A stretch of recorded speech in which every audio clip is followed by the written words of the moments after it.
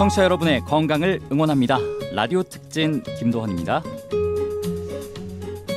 오늘도 혹시 밤에 다리에 쥐가 나서 갑자기 딱 깨셨던 분 있으신가요? 그럼 오늘 라디오 특진과 함께 하시길 바랄게요. 네, 라디오 특진 오늘은 흉부외과 전문의 정윤상 과장님과 함께 하도록 하겠습니다. 과장님 안녕하세요. 네, 안녕하세요. 네, 라디오 특집 3부작 이 하지 정맥류에 대해서 알아보고 있습니다. 하지 정맥류에 대해서 저희가 자가 진단하는 법까지 간단히 알아봤어요. 그렇다면 이제 치료가 필요한 경우를 알아봐야 될 텐데 보통 어떻게 치료를 하나요? 다행히 정맥류의 치료는 장기간 입원이나 복잡한 치료 과정을 요구하지는 않고요. 그 하지 정맥류에 대한 치료는 비교적 덜 침습적이고 외래 통원 치료라든지 단기 입원으로 시행할 수 있는 경우가 대부분입니다. 다행이네요. 네.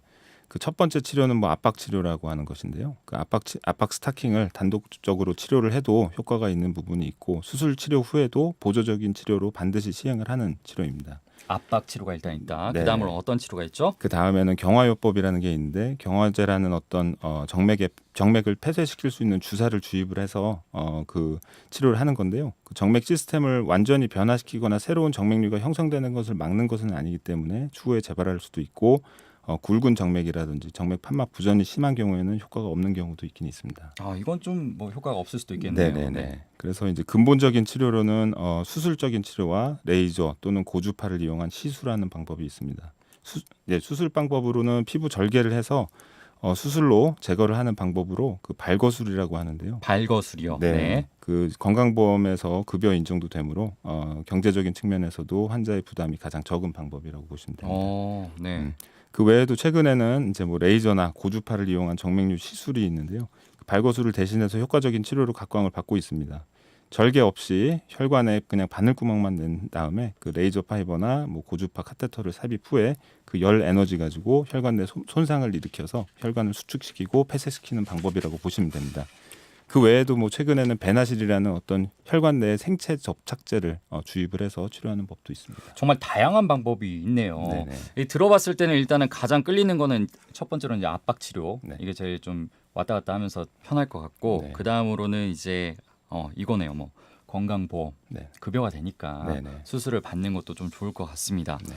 그런데 사실 무조건 수술이 좋은 건 아니잖아요. 몸에 어떤 걸 대는 거니까. 그렇죠. 그렇다면 이제 수술이 꼭 필요한 경우도 있고 안 해도 됩니다. 이런 경우도 있을 텐데 어떤 방법으로 구분을 할 수가 있을까요? 일단은 너무 심한 경우는 결국에는 수술이나 시술을 필요한 경우가 좀 많이 있긴 있는데요. 그 혈관의 크기나 그 상태에 따라서 수술이나 시술 아니면은 그냥 압박요법 이렇게 고려할 수가 있는데 초음파로 봐서 혈관 크기가 너무 크거나 혈관 내 시술할 수 없을 정도로 꼬불꼬불할 경우에는 수술적인 치료를 요하는 경우가 많고 아까도 말씀드렸듯이 발거술만 그렇죠. 건강보험이 인정이 되기 때문에 수술적인 방법이 가장 경제적으로 부담이 적은 방법이긴 한데 최근에는 이제 시술 방법이 너무 좋아졌기 때문에 건강보험이 되지 않아도 어떤 실손보험이나 이런 것들을 들어놓으신 분들이 많기 때문에 그쪽에서 다 인정이 되고는 있어서 본인이 들어놓은 게 있으면 확인해 보시면 좋을 것 같습니다. 여러 가지 차선책이 널리 있다. 네네. 이 말씀이시잖아요. 맞습니다. 수술 같은 경우는 그럼 만약 결정을 했어요. 나는 수술할 거야. 이렇게 했을 때 바로 이렇게 퇴원이 가능한가요? 일단은 수술이나 시술이나 둘 다 어떤 개개인의 상태에 따라서 전신 상태에 따라서 마취 방법이라든지 이런 것들이 좀 다른데요. 전신 마취하는 경우는 잘 없고 수면 마취라든지 척수 마취만 하는 경우가 대부분이고 국소 마취만으로도 시행하는 경우도 있습니다. 치료 후에는 마취에서 깨어나면 바로 퇴원이 가능하시고 보통 일상생활이 가능하신데 오전에 입원해서 보통 수술 후에 오후에 퇴원도 가능하십니다. 그럼 주말 중에도 가능할 수 있겠네요. 네, 맞습니다. 네, 괜찮은 것 같습니다. 예. 이 지난 시간에 저희가 또 이 얘기를 했어요. 여성의 경우에는 좀 특이하다. 저도 이거 듣고 좀 놀랐는데 임신과 출산과 관련해서 하지 정맥류가 발생할 수 있다 이렇게 얘기를 하셨어요. 네네. 보통 산모는 사실 오래 서 있을 일은 없잖아요. 네. 그래서 호르몬과 관련됐다면서요. 네네. 아까 말씀드렸지만은 그 임신한 여성의 경우에도 정맥류가 발생을 합니다. 임신은 체내 혈액량을 증가시키고 하지에서 골반 내로 들어오는 혈류를 감소시키게 됩니다.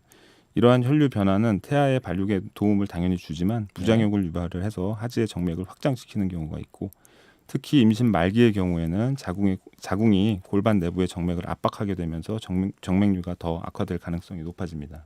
그렇다면 이렇게 임신 중에는 어떻게 대처를 해야 되나요? 수술할 수는 없지 않을까 싶은데. 네네. 네. 수술은 잘 권유해드리지는 않고 뭐 완벽하게 예방할 수는 없지만 순환과 근육의 긴장도를 향상시키는 게 좋고 뭐 걷기 운동, 수영, 요가 이런 것들이 권장이 되게 돼 있습니다. 임신 시에 만약 발생을 한 경우에도 뭐 압박 치료만 유일하게 치료 방법으로 일단은 알려져 있습니다. 기본적으로 이제 압박 스타킹 사용한다고 들었어요. 어떻게 활용을 하나요? 압박 스타킹이 뭐 나와 있는 것들이 여러 가지가 있는데 압박 치료는 가장 기본이 되고 정맥류용 압박 스타킹을 착용하는 것이 중요합니다. 그 다리가 붓기 전에 아침 일찍 착용하시는 것이 좋고 서 있는 자세를 더 이상 하지 않게 되는 저녁 때 벗게 됩니다. 착용 시에는 주름이 잡히지 않도록 착용하셔야 효과적이고요. 정맥 기능 부전이 이제 역류가 심하게 있는 경우에는 압박 스타킹이 증상을 호전시킬 수는 있지만 근본적인 치료가 되지는 않습니다. 그렇기 때문에 하지 정맥류가 있을 경우 임의로 스타킹을 사용하지는 마시고 반드시 전문의와 상의를 통해서 정확한 진단과 치료를 받으셔야 됩니다. 쉽게 말해서 그냥 내가 하지 정맥류 있다고 해서 그냥 어떻게 뭐 마트에서 스타킹 사서 신으면 안 된다는 거잖아요. 네네, 그렇죠. 그렇습니다. 사실 다수의 직장인이라면 하지 정맥류 좀 고민을 해볼 것 같아요. 왜냐면 요즘 또 이제 하이힐도 많이 신고 네. 남성분들도 이제 키높이 구두 많이 신거든요. 네. 이런 경우에는 다리가 더 무리가 가잖아요. 아무래도 오래 서 있다가 보면은 네. 일상생활 속에서 하지 정맥류를 피하기 위해서는 어떤 걸 좀 주의해야 될까요? 그 하이힐이나 뭐 그런 높은 신발은 피하는 것이 좋고요.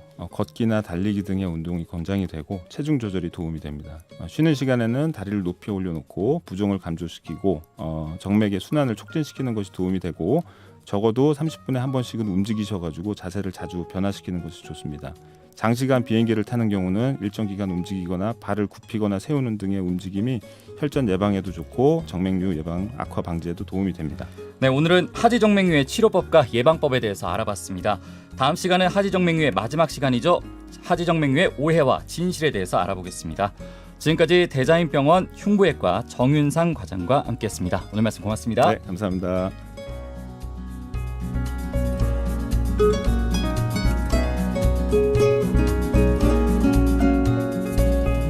thank you